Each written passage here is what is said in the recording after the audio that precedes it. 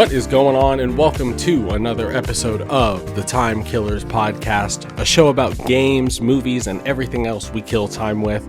My name's Neil Rivera, and I'm once again killing time with a man lost on the moon, Mr. Matthew Field. What is going on, Matt? I love the moon. I love the moon, you know. It's been a great time for the moon, honestly. Like, what a year. 2026, year of the moon, I think. Year of the moon. Yeah, you could say that. You could say that. Between Project Hail Mary, the Artemis 2 landing, and of course Capcom's Pragmata. You could also say it's the year of Capcom as well, because they're following up Resident Evil Requiem and Monster Hunter Stories 3 with another banger in Pragmata, a brand new IP that we both have been playing. We're going to talk about that, and we're also going to talk about Replaced, which is a brand new indie title, debut indie title that released on Game Pass earlier this month as well. But before we jump into that, we want to remind you that you can listen to past episodes and find us on your social network of choice at timekillerspod.com. Once you do that, DM us your questions, your comments, your hot takes. We want to hear it all. We'll feature you guys on the show if we like them. And don't forget, if you guys are listening to us on this here podcast, on a podcast service of your choice, subscribe to us and leave us a review if you're so inclined. Give us 5 stars. Let us know how much you love us. All right, that's it. I'm done shilling. I'm done self-promoting. Let's jump into Pragmata. Like I said, this is Capcom published and developed, the third title that they've published and developed this year. Not the last that they're doing, which is crazy to think about. It released April 17th. It's out on PlayStation 5, Xbox Series consoles, PC, and Nintendo Switch 2. I've been playing it on PC. And Matthew, what have you been playing it on? I have been playing it on Xbox. Ooh, sweet. Okay, cool. So, yeah, I mean, and so for those of you like the uninitiated, like I said, this is a brand new IP, a brand new universe from Capcom here. So, it is a third-person puzzle hybrid shooter. So, it is very much your traditional over-the-shoulder shooting action. You play as Hugh, a man who's stuck on the moon and has to escape using the help of a cyborg Diana, and the two of you guys sort of pair together, you know, Hugh being the sort of like mercenary, like soldier type, very much plays like a traditional third-person shooter would. And then Diana, you're also balancing a hacking grid system that they sort of layer on these different abilities, and you know, eventually what you arrive at is the like using the two in unison, where you're hacking and sort of powering up your regular weapon attacks, and then those also have implications on like the next round when you go to hack as well. So there's a good rhythm to it. I'm close to beating it. I wanted to beat it, or I wanted to have it finished in time for recording this. I didn't quite get there, but I'm close to the end here. I'm like pretty much like knocking on the steps of the final boss here, and it's hard to say anything like negative about this game. Like it's really, I think it's a really strong, confident, like, especially for being like a brand new IP here. Like it really is kind of, in my mind, like the prototypical, like the way that you should introduce a new IP in video games, especially in AAA games. I'm having a blast with it. It's like the hybrid of the puzzle and the shooting really pair well with each other. It makes the battles feel really tense and stressful at times. I think they do a good job of throwing a lot of different enemies and varieties at you. So yeah, I'm having a lot of fun with it. You know, not without its issues and not without its complaints. But Matthew, how are you feeling about it so far? With, you know, from your experience? I'm having a pretty similar experience. I'm liking it a lot. I think. I you know, you kind of gave the breakdown of the gameplay loop here, which is, you know, you drop into an area, you know, the doors seal and you're in an arena. A lot of these, you know, as a quick side note here, like a lot of these arenas are pretty small. Like they're not giving you a ton of room to maneuver. They want you like on your toes. They don't want you to just be able to kind of like use Diana's hacking ability at your leisure. They Yeah. want you stressed and like and having to think about moving, or like whether you can complete the hack before the enemies get to you or not. Which I think is a good decision. A lot of these like arenas are pretty cool, like and well thought out.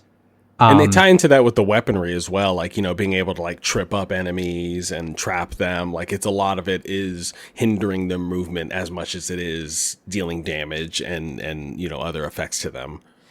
Right, and there's a lot of options. Like they Oh my gosh. give you enough. I mean, you're further than I am. I'm about I would say like 7 hours in. I'm kind of at the end of the second major level. Like the first one is the one that you may have seen in like a lot of trailers, which is like the New York level, or like the fake New York level. And then the second one is like this more like forest biome where they have like an artificial forest thing going on the station. And I'm almost done with that one. But yeah, like they give you a ton of different weapons. You can't, like, by design, you cannot carry all of the different weapons at once, or at least at first you can. I kind of, the way it's going, I just unlocked one ability or one upgrade where you can carry 2 of each weapon type. Yeah. So it maybe eventually you can carry them all. I'm not sure, but that seems like to be where it maxes out. That's where I'm at as well on my end, where I'm still carrying 2 of each type, with the exception of like a primary weapon. Okay, gotcha. Yeah.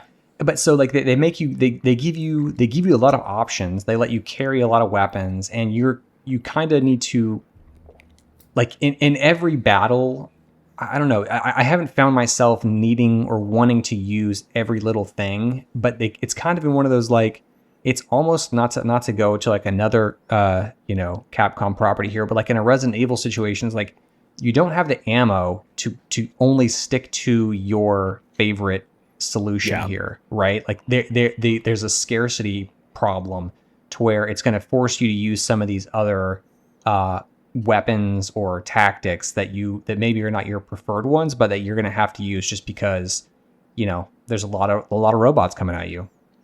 Yeah, I'm glad that you called out the Resident Evil connection, because there are echoes, I feel like, of the Resident Evil combat. Yeah, I mean, you mentioned the smaller arena size, and I think a lot of that leads to how I feel that connection, because it does feel like they're funneling them into their equivalent of a corridor, so instead of it being like dark and gloomy and like just a horror game, it's all pristine and sci-fi. And I mean, we got to talk about the art direction in this game, but even the robots shamble in very, very similar ways. I wouldn't be shocked if they shared some animation work with the Requiem team, just based on how some of the robots are moving around. So, but yeah, I mean, it's challenging enough as a third person shooter that, it's still engaging. It would be boring if it was just a, standard over the shoulder third person shooter, but the hacking adds so much more to manage.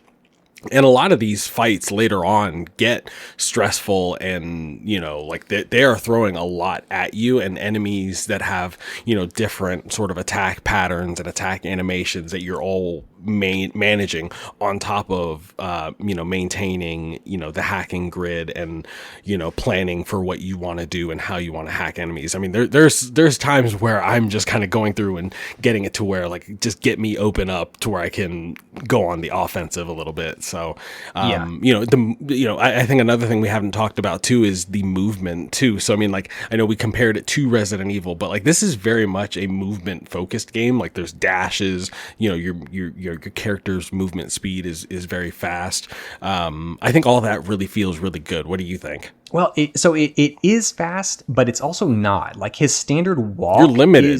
His standard walk is pretty slow. I think you can sprint, when you're out of combat, or I guess you could when you're in combat too, and your dashes take you a great distance, and you can dash multiple times, so you can cover a lot of grounds, but that's all consuming like stamina. I think if you're just walking around, it's still remarkably, slow for what you would consider. I don't know. I've been this kind of speaks to like a broader thought I've been having, which is like I've been trying to come up with like what you would describe this game as a cross section of. Like it's this mixed with that. And it kind of defies easy categorization like that. I mean, because a lot of its peers are like, you could say like, okay, it's a lot of, you hear people talking about like Vanquish or something. Well, Vanquish is a lot faster. It's a cover shooter. And then, but we're also talking about like Resident Evil, which I think still probably is the closest touch point, weirdly. Yeah. But it's also a lot faster than that. And it doesn't like the gunplay doesn't really feel like that. And then of course there's the hacking mechanic, which is like basically, unique. Like there's not really another touch point for that. So I think, I've been impressed with how unique the encounters feel. And I think, but at the same time, it feels like a very distinctly Capcom game. Like, yeah, if you were to go into this with like on a without knowing anything about it, and you were to ask somebody like, who do you think made this game? I bet you most people would think Capcom, because everything down to like from the way the weapons handle, the way like the weak spots are on enemies, and like it's giving Lost Planet. I mean, like it Yeah. really is like, it feels like that 360 era of Capcom that like wasn't afraid to be weird and try new things. And like, yeah, I mean, like I totally see the connection there. Absolutely.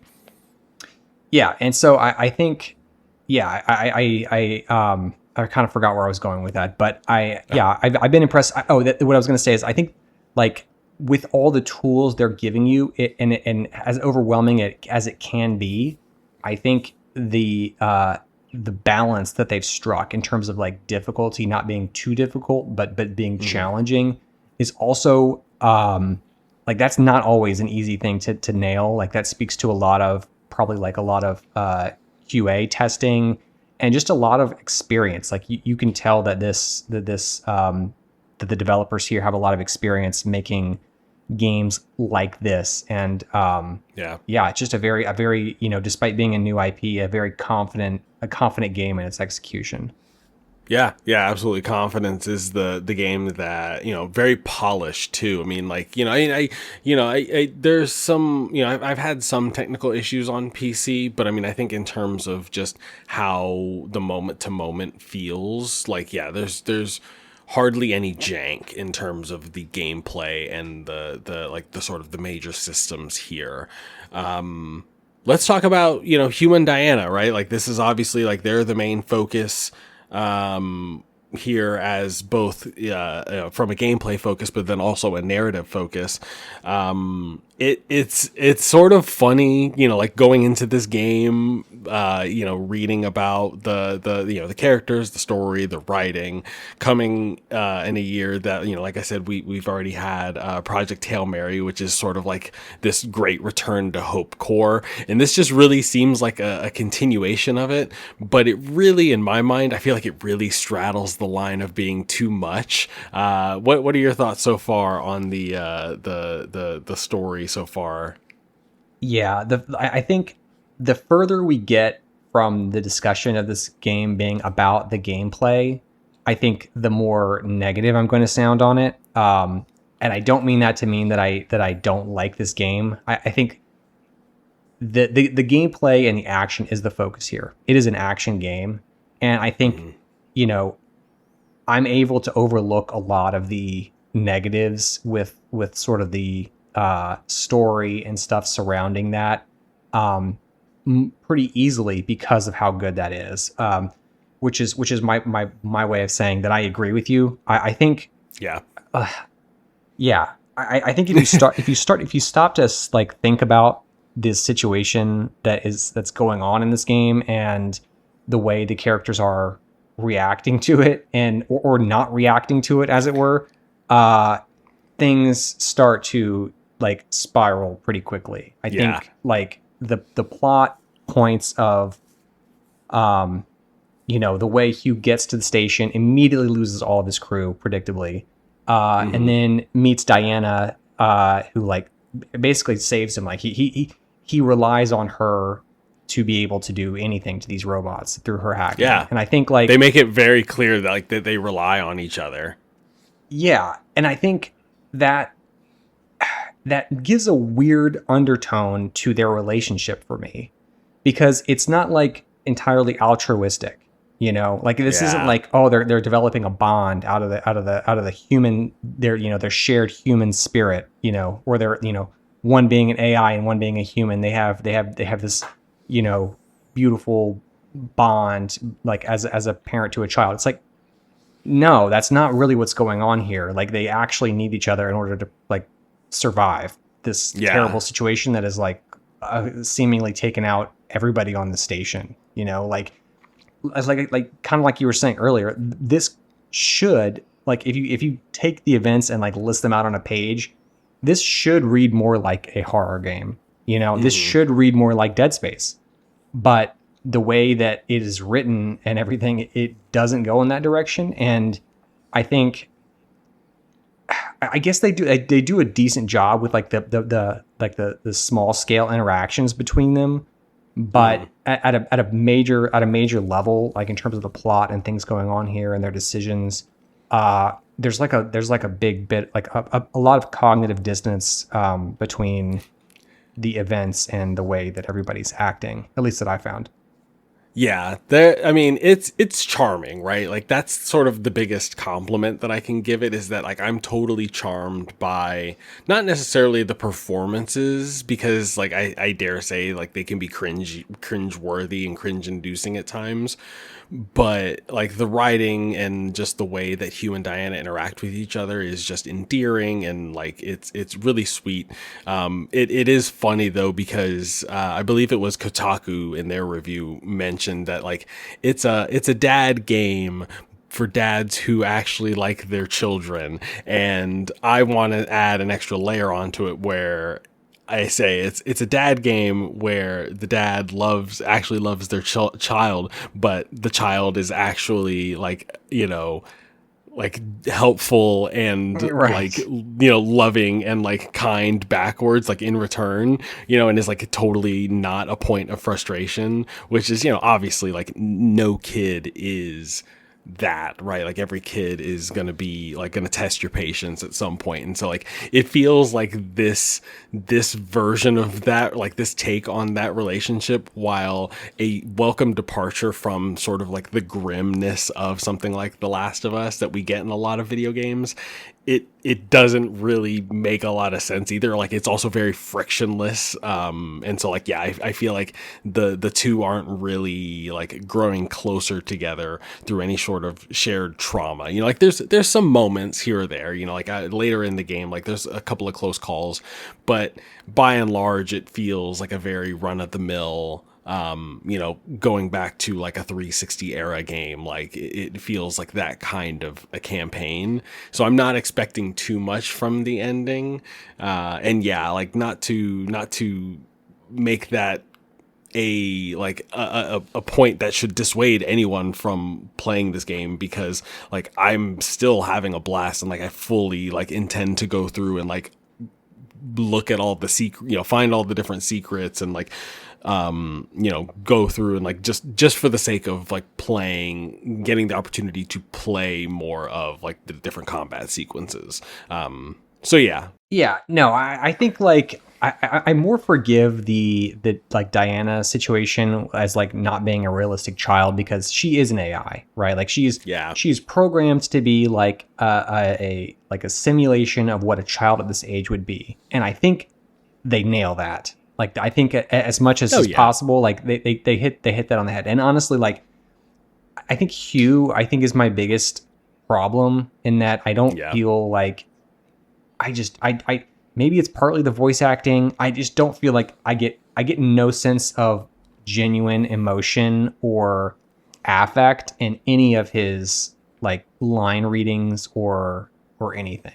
Honestly, like and it's not to say like it's not always the writing either. Sometimes it's just like the situation I don't know, like like the things he's saying is ironically more robotic than what Diana is saying, you know, like he's I just agree.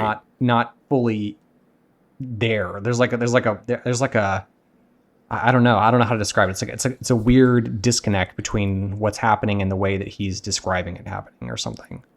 He's kind of like a nothing character. And I mean, even like the like in the early stages where he's like talking about like his relationship with his crewmates who died, like you get the sense that they were just like, yep, like this one was the grumpy one, and this one was the one who was like, Yeah. a little OCD, and like this one, like they all like kind of sort of fit into these stereotypes. And like even Hewis himself like sort of settles into this stereotype as like, oh yeah, like I'm gonna be the knowledge bearing parent. Like that's kind of his, like he's sort of like knowledgeable is his thing.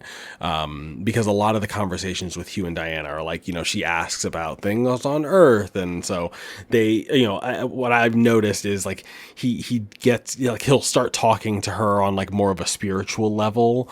So yeah, I mean, like I think there's some of those that work for me in a way, but I do think by and large, like his performance is just a big, nothing burger for me. And so that makes it hard. Like it is easy for me to sort of like tune out dialogue, where, like in the early stages, I might have been like more engaged just because I was into the dynamic. But 10 to 12 hours in, it's kind of like the same dynamic without any sort of evolution in the like their character, like their relationship and like what they're doing together as a team. So it's, yeah, it doesn't feel like, it definitely feels like the story is sort of the weakest point. Like it, and like it definitely feels like this is gonna be a game that gets a sequel. It's sold well. We're already over 1 million units sold. So like in a sequel, I feel like that's sort of the easiest thing that you could go fix. It's like, okay, let's just because the gameplay systems are rock solid. But at the same time, like if you like when we come back, when we're looking back at this game in a year or two, and are like, does it matter that we're not going to say, oh, and that story was like amazing? Like, No. does it matter that we're going to look back and say, man, that gameplay, do you remember hacking those robots? Like, is there something wrong with that? I mean, because it's all about like expectations and what you go into the game expecting, right? And I guess maybe there could be somebody that comes into this game and is like, I'm expecting a really cool story about, Luna filament and the experiments they're doing on the moon here. And There's I guess hints there's of it, but yeah. not, no, by and large, no. It's mostly like the cool parts here are not the actual story that's being told. It's like the set decoration in the background, essentially. Yeah. Like, The like moment to moment action and the set pieces, the boss fights are all spectacular. like I would even argue that some of the journal entries that you find scattering around, like the writing is pretty good in those. Like there's that one scientist Yeah. who just kind of wants to be like left alone or whatever, and has been like putting up these fake walls to try to get away from some dude who's like sort of pseudo stalking her or something. Like those are cool. Like I like those, but those don't. That's not the story, Right. I do as outside of Hugh and Diana's relationship, I do want to call out that some of the details about like Diana's design are pretty neat. Like how she, like when she's like hacking into something, her mouth starts moving really fast, like she's like glitching out or something. Or when she downloads like a new update, she like instead of Puts it taking into like a her memory mouth. card, she just like bites into it like a cookie. Like Yeah. these are like those are pretty good. Like I like those. I like those touches. And Yeah. that those also make the lack of a strong plot easier to swallow. And I think that's the thing, right? Is that like I'm not so much concerned with what the stakes are and like what the world, like as long as it's, as long as it's ushering me from, these cool levels to, the next cool level, and I'm fighting new enemies. And like that's another thing we haven't really talked much on, is that like just all of the upgrades and the unlocks and like the way that this game sort of keeps layering things on and like giving you the sort of freedom of expression. like I can see this being, like a game that like they very well could have gone another 10 hours with. And even if it didn't have the best story, I would have happily played those 10 hours. So yeah, Yeah, I think it's yeah, it is impressive the way that they're layering the systems on top of each other. And like they've got me doing these like training missions or whatever, just because you get oh my gosh. rewards and stuff. Like they give you, and maybe that would be annoying to some people who just want to like get through and see the end of the game. But honestly, the gameplay has me hooked enough to where it's like, you're gonna give me like 2 upgrade points to like go and do this challenge. Like, all right, let's do it. I'm rarely a guy who, will tap into those VR missions. I mean, especially like even the Kojima game these days, it takes a lot, right? But yeah, I'm very much planning on going through as many of them as possible. I don't know if I'll end up like committing to doing all of them, but yeah, like I want an excuse to go through the motions of the combat, like the moment to moment gameplay is just so strong that I'm fine with doing just sort of optional challenges after the story is over. It's as I'm sort of nearing the end of my time with Pragmata, like I do come away with it. Like I feel like I'm going to come away with it feeling similarly to how I did with Resident Evil Requiem. Like it's sort of interesting, like how those games have come out so close to one another, and like I ultimately am going to feel like they are of the same quality, but just for different reasons. Where I think, Requiem really, I mean, I guess, I don't know, like they both mastered sort of two, disparate, like, different game feels. But then they both had their struggles in their own ways, in my opinion. So like I feel like I'm thinking toward, top 10 time. And I have a feeling that these two games are going to be like, bunched up together for me. I mean, I think, to look in the future, I mean, it's difficult to know exactly how you're going to remember something, but I just think that the conceit here and like the gameplay, the way that this is a unique take on something here. This is not, I'm not trying to get in trouble with the Resident Evil crowd again here, but like Resident Evil Requiem is like an evolution on a formula.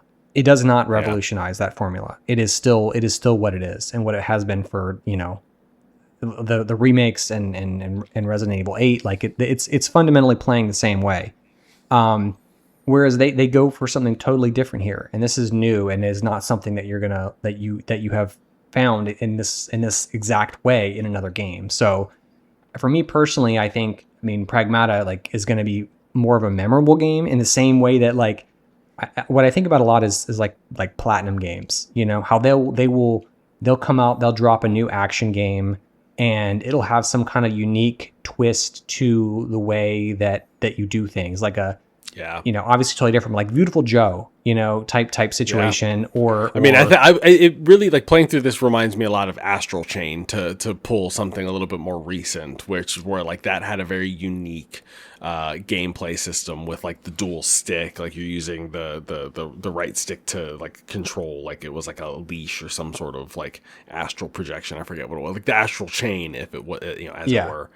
Yeah, and the thing is, like, we just haven't gotten that many games like this in that vein where it does something new and then, it's 10 to 15 hours long and that's it, and you enjoy it and you move on. Like that style of game has kind of fallen out of favor for various reasons in the industry these days, and it's just nice to have one of these right now, and not just have one, but have a new one and a good one that has that had an idea and executes on it, Yeah, no, absolutely. And I mean, it seems to have found an audience, like I said, 100, or it's not 100 million, 1 million copies sold It's reviewed really well. It's only $60 too. I think that's another thing that it's got going in its favor, that it's like, Yeah. a call back to the sort of, like a lot of the game design that a lot of us have been clamoring for.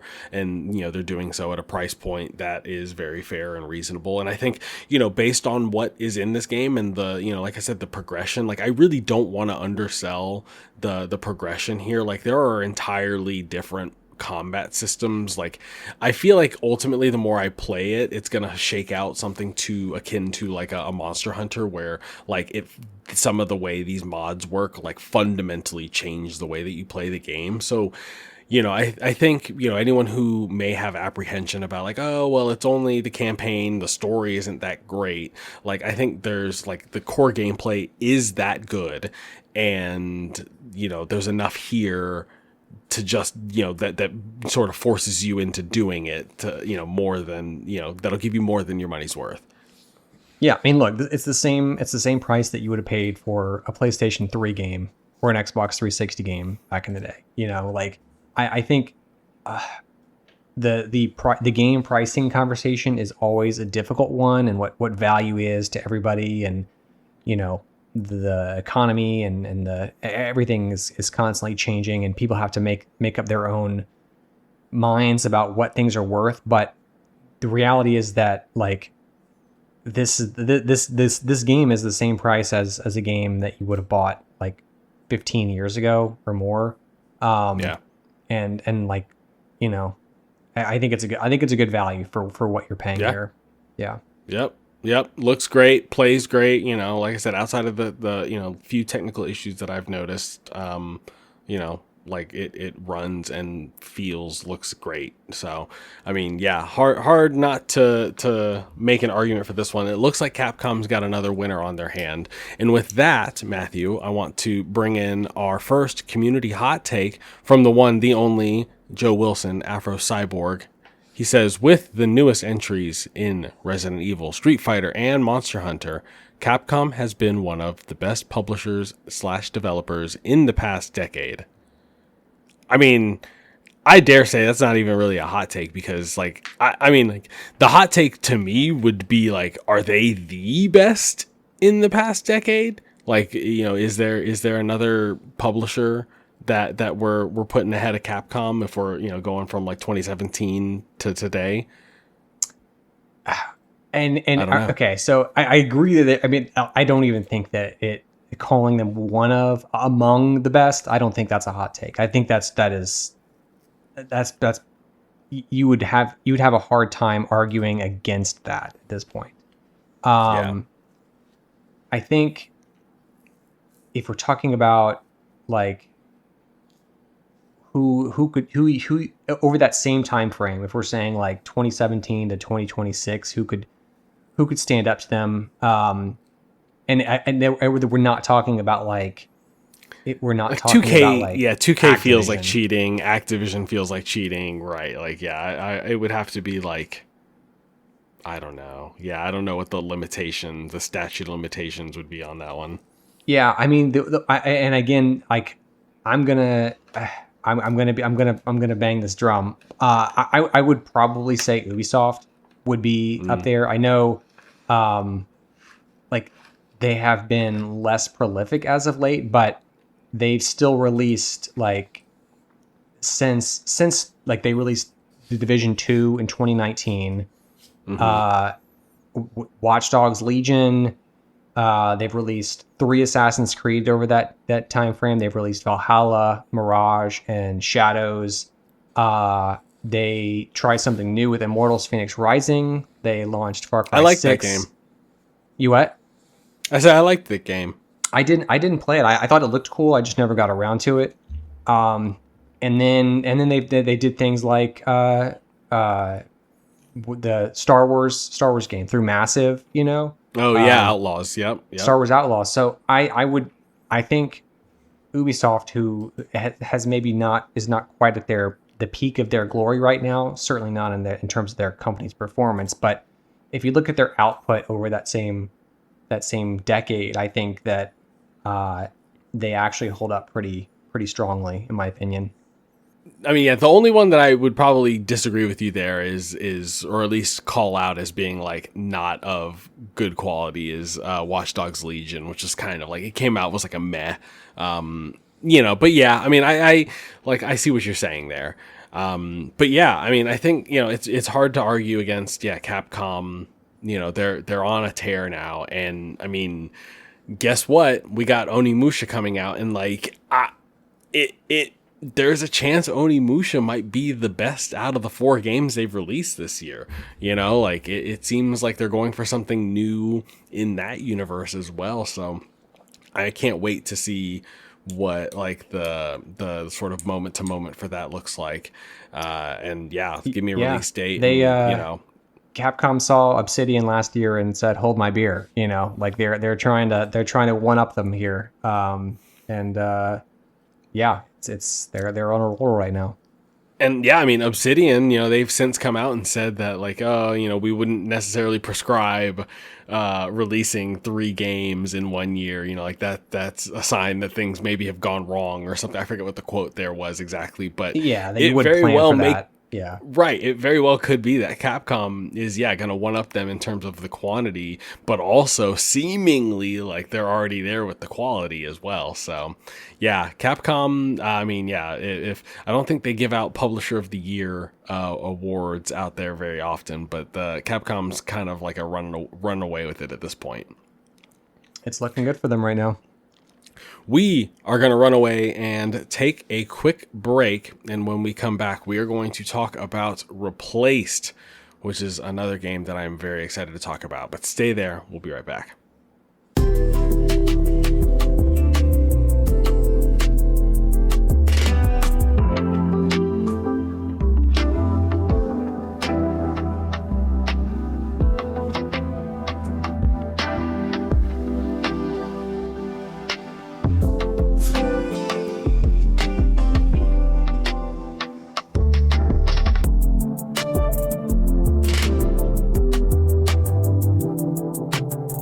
And we are back.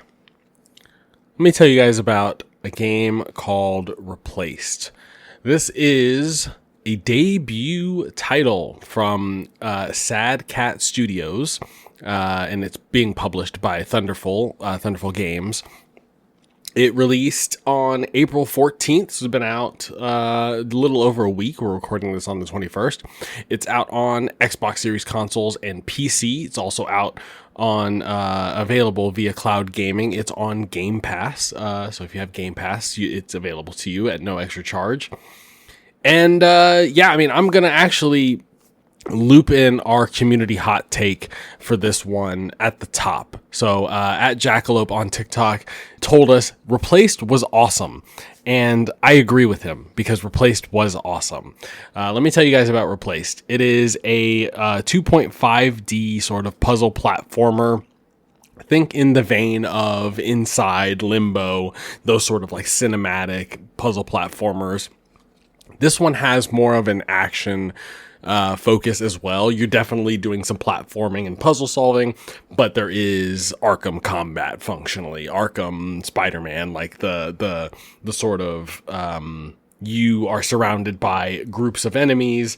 You have a reversal, some sort of like visual tell that tells you when an enemy is about to attack. You can either dodge or reverse counter the enemy. That's the word that I was looking for. And everything takes place in a retro-futuristic version of the United States. So through the lore, you'll sort of realize that this is a world where during World War II, some sort of bad nuclear event and fallout from that event happened in the United States, which gave birth to the rise of the Phoenix Corporation. And so, you see sort of historical events in that happen in American history, but through the lens of this alternate reality. So you're picking up sort of data logs and newspaper clippings that talk about JFK dealing with the Phoenix Corporation, Richard Nixon, and like how presidents that otherwise would have gone through American history without dealing with this are dealing with it in this world. So yeah, it's got this really cool cyberpunk aesthetic, but really the sort of jumping off point here is really just the art direction in general, right? Like it's 2.5D, so it's pixel art characters set against three-dimensional backdrops, and really like everything is just so cinematic and beautiful. Matthew, what do you think about, like, what are your first impressions of Replace, like when you booted it up? It's hard not to have your first impression be the art. The pixel art is like among some of the best pixel art I've ever seen. There was actually a feature or an interview with the creators in, I think, Edge or Games Radar, where they talked about the process of doing all of the pixel art by hand. There was like nothing was done like, generated or whatever. Like they did this all by hand, and they're like, yeah, like we started it doing by hand when we like didn't have any options, and by the time we got far enough into where it was like, we realized what a pain it was going to be to do all this by hand. It was too late, and like we just had to keep forging forward with the hand done style. And honestly, I mean, it sounds like that was a painful process, but man, it was worth it. Like it's just beautiful to look at. Like I want, like it seems like every like 5 minutes I go through this game, I see something I want as like a wallpaper or like, like a moving background of some kind. It's really nice to look at. I know like there's a lot of nice pixel art games out there, but this one, it's not quite the voxel style, which has gotten pretty popular, but it is like a 2.5D where there's like a little bit of depth to it, but not quite as much as like the voxel style. That it looks really distinctive and really nice, and it's just really good to look at. Yeah, I mean it's like the HD 2D, ification, but like they really, I think really what makes it stand out is how they use the camera in how they frame their shots, because it makes it, and the camera is a lot closer to the action than it is. But yeah, I mean, it really leads, I think it lends itself to these really cinematic, beautiful shots. Like, like you said, just stuff that you want as a wallpaper. I was abusing my, screenshots on my Steam Deck, of all devices. But yeah, like it's, big screen, 4K, ultra wide, Steam Deck handheld. Like it looks great on just about any device. For sure. Yeah, it's top notch. And I mean, like and so that like really sets the stage, but really in like, I don't know, this game was interesting to me because like it got off to sort of a rough start for me in my mind, because it took a while for the gameplay and the story to get going. But once it did, it very much to me felt like a good book that I just didn't want to put down, right? Like we can talk about like the details of the world and stuff that are like going on, but really like the story that they're telling and the context of that world is really, really strong as well. It reminds me a lot of the Citizen Sleeper 2 story, a game that we both had in our top 10 last year. A game that, it tells a similar story of surviving these just crazy, end of the world type, situations, and just telling stories of pockets of people and communities that are forming within that and what they're doing to survive, right? Like, and I think there's something just inherently compelling about that, but just the way that it also layers in, a conversation about AI, right? Like, what is the purpose of AI? Like, you play as an AI that gets implanted in a human body, right? And so a lot of the main conflict of the game is just, okay, trying to rectify the situation, but then along the way you are picking up these different pieces and learning about the AI's, your creation, and what your purpose is, and so it's asking a lot of those questions as well. What's your take, Matthew? I know you're not super far into the story. You're about halfway through. What are you feeling about the story, the writing? Are you feeling what I'm feeling so far? Yeah, I'll start by going back to what you're saying about the opening here. I do agree. I think the opening is not great. It sets the stage in that basically you play as an AI that is trapped inside a human body, and the human is like unconscious, or not there. Like you're just you've basically taken over their body for intents and purposes. And I think, yeah, the beginning of the game, it, it wants to start off with a bang, obviously. Like they start with a big action sequence. But I think it also leans into one of the weakest, I would actually say the weakest gameplay element, which is its chase sequences. Yeah. I think my major, broadly, I think the gameplay is pretty good in this. I think but one issue that it has is that there's like an input latency, or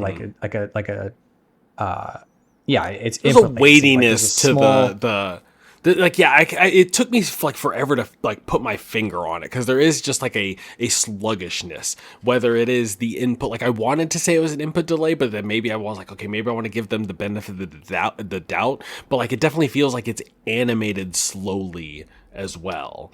yeah, there is some kind of delay in terms of when you are pressing the button to when the character is actually taking the action. Yeah. Whether it is an intentional delay or whether it is something with the game engine or whatever, I don't know. But it makes these chase sequences where you're having to jump over just like basically just rocks on the ground, like nothing. Like you're not parkouring over anything like crazy, and for the most part. And you have to land these jumps in a way that shouldn't be that precise, but it does require precision, and the controls and the delay make it very frustrating in a way that's like takes you out of the experience, takes you out of the sequence that you're doing. I think there's been maybe like two, possibly three chase sequences at the stage of the game that I'm in, and like none of them have been good for me. They're very unforgiving. I'm glad that you called out the chase sequences, because I felt exactly what you were feeling, and like about halfway through the game I was feeling like underwhelmed, and that this game wasn't living up to the expectations that I had for it. And a lot of that was, yeah, because of the chase sequences. I think, yeah, like of the three sort of main pillars of the gameplay, there's combat, there's just like the general platforming, and then there's the like just puzzles, right? I think the platforming is the worst of the three, because there's a lot of situations where yeah, like the animation and like the input delay, whatever it may be, is getting in the way. But then I also think that the art direction does get in the way sometimes, where like they do try to do the yellow paint, but they do it sparingly, and I think they do a good job with it. But then I do think that there are points where it's unclear where I had to look up a guide, because there's a handhold, like you unlock a pickaxe that allows you to like nudge it into like cracks in the wall, and like there was a crack in the wall that I just straight up wasn't seeing, just because of like the way that the camera angles and the art, like how dark like the shadows were. Neil, let me tell you, if you think it's hard noticing those cracks when you're playing on a handheld, try cloud streaming this over a hotel internet connection. And Oh let me tell boy, you, you were in for a whole other world of difficulty.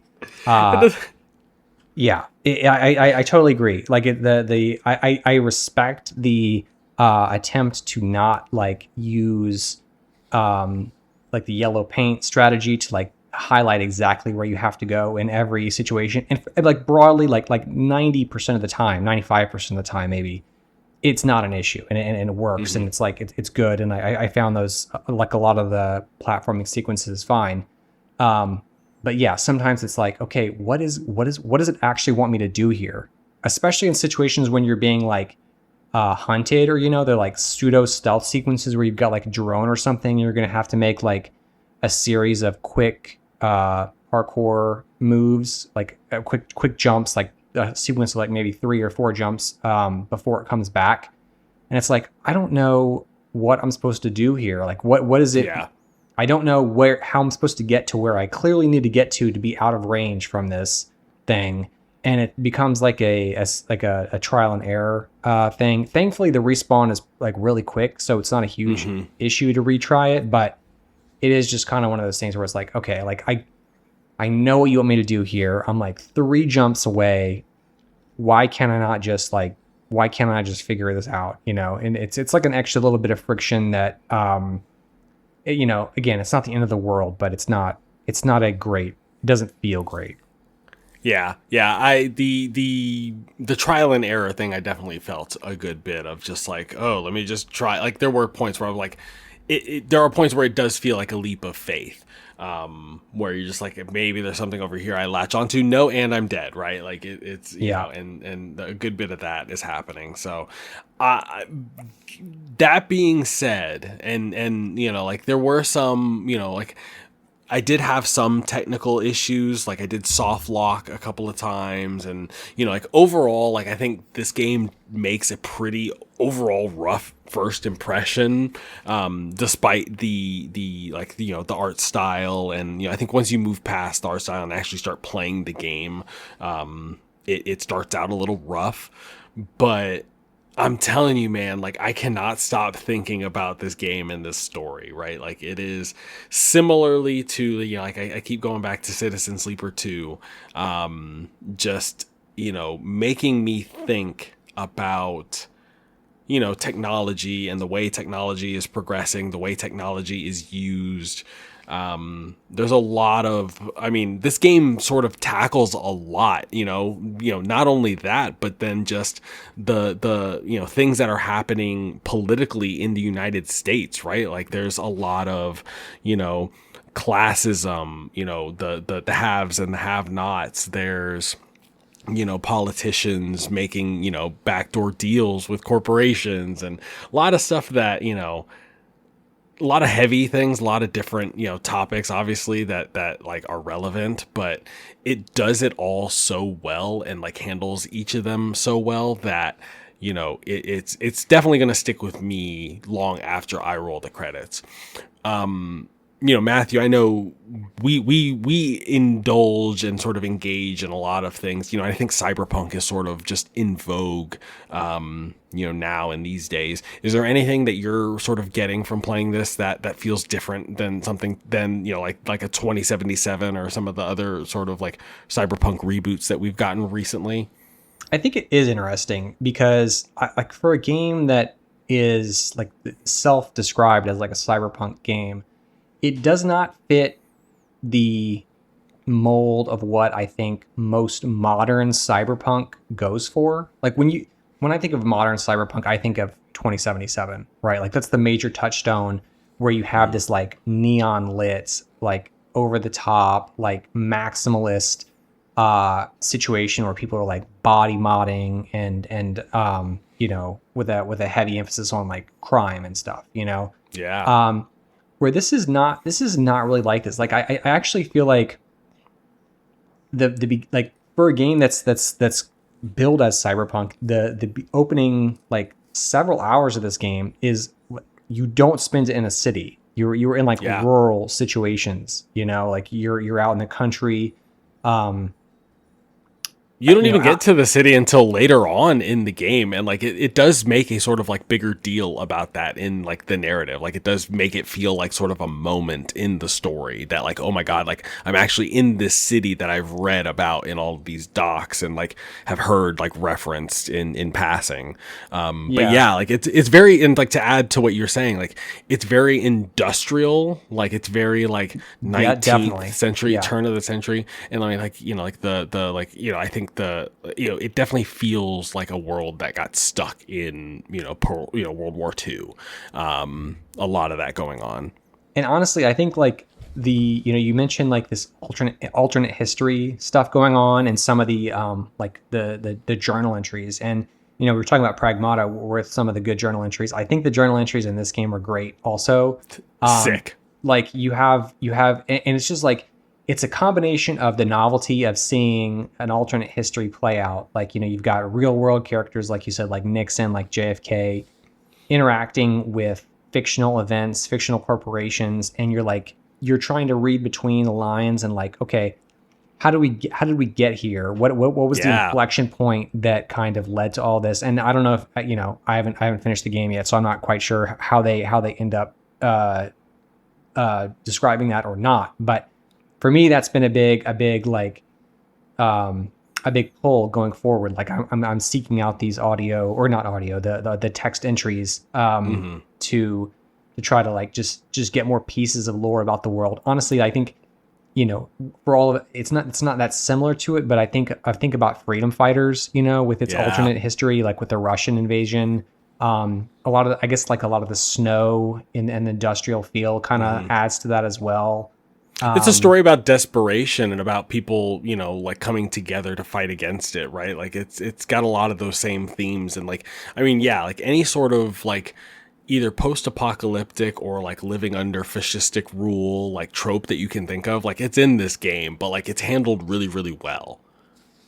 Yes. Yeah. It doesn't. I would say that this is not, it has the way it's putting pieces together is probably in a new way. I don't think it's like this is still working within well-trodden ground in overall cyberpunk themes. I think like with like corporations, government corruption, Right.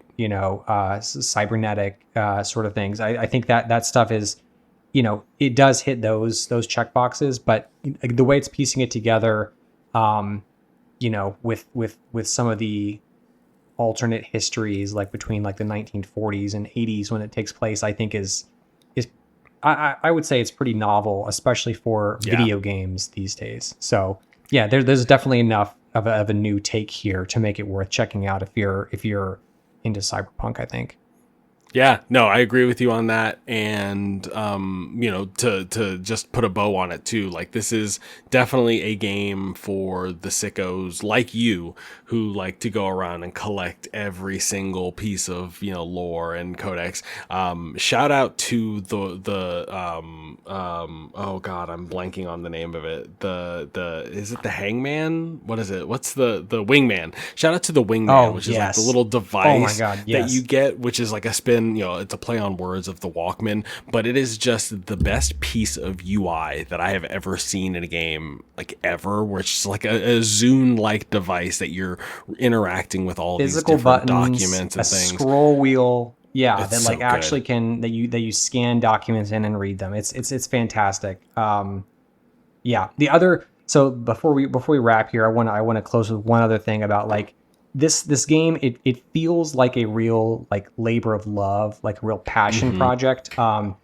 If you've followed the sort of release and development history, this has been delayed like a bunch of times. I think it was it was originally supposed to come out in like 2022 and kept getting pushed back one more year.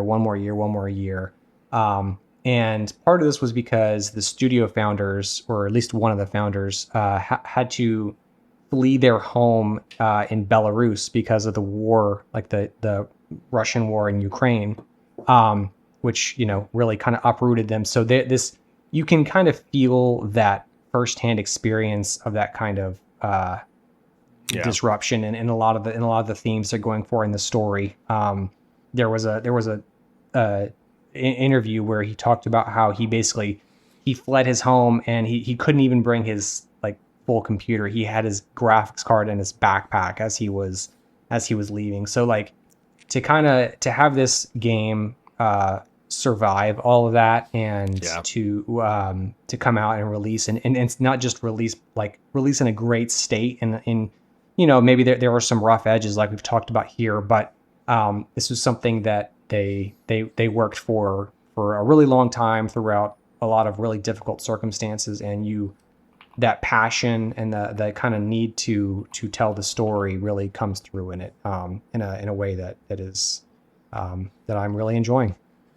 Yeah, I agree with it, and I hope that you finish it through, see it through to the end. I'm sure that you will. It's I will. definitely, yeah, it's definitely one that I would love to do a spoiler cast of. I know, you and I have been like talking to Wesley, and I think Wesley started it, so I would love to, if the stars align, get the three of us on here to talk about this, because I think the story goes. I came down on it ultimately lower than I did something like an Inside, which I think, an Inside is like a classic, right? Like that's just, Yeah. it's a master class. Like it just excels and exceeds everything that it does.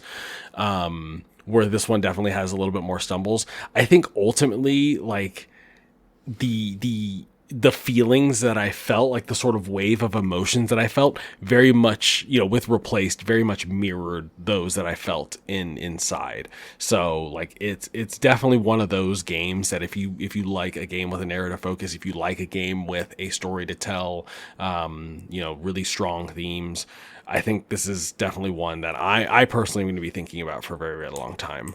So yeah, it's out. Like I said, it's Xbox Series consoles only, so not on PlayStation. Sorry guys, not on Switch, but it is also on PC. And like I said, it is also on Game Pass if you are a Game Pass Ultimate subscriber. Yeah. That's it, Matthew. We've talked about Pragmata. We've talked about Replace. So that means it's time to get on out of here. Before we do that, I want to remind you to go find us on whatever social platform that you use, timekillerspod.com. We have all of our social platforms on there. Go there, give us a follow, like all of our stuff. If you want, DM us your questions, your comments, your hot takes, whatever games that are new, hot, whatever games that we're covering, any games that you want us to cover, please let us know, and we'll talk about it here on the show. And then if you're listening to us right now on a podcast service, don't forget to subscribe and leave a review for us. We greatly appreciate it. Matthew, anything you want to say to the fine people before we leave? Keep it real. Keep it real. Keep it tight. We'll see you on the next one.